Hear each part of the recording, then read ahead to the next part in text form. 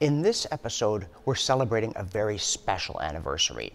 June 15th is the 800th anniversary of the original sealing of Magna Carta by a very reluctant bad King John at the assistance of barons, churchmen, knights, and, yes, commoners who insisted that the liberties they'd enjoyed in the past would be protected in the future.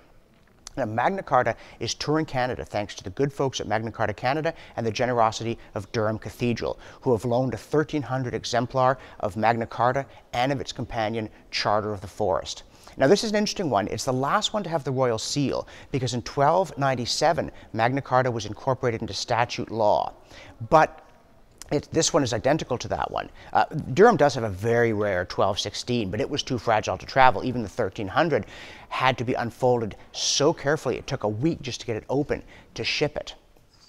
But although Magna Carta became part of statute law, it was more than just statute law. It laid down the fundamental principles of a free people.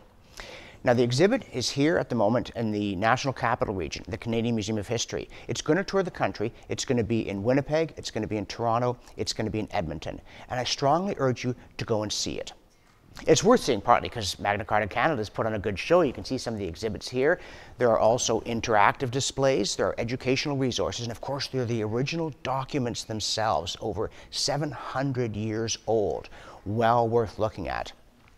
It's a great opportunity to come and show your children or your grandchildren and tell them our story. But I also think it's important to do what Lenin called voting with your feet, though this in a very non-Leninist context, to show the powers that be, political and cultural, that we do still care, that we remember the story, that we understand that the principles of Magna Carta are the principles that have given us the free and dynamic society that we enjoy today. Yes, it's fun to see the king and the knights and read about some of this stuff. It's inspiring to look at a document so old and so fragile and yet still so important.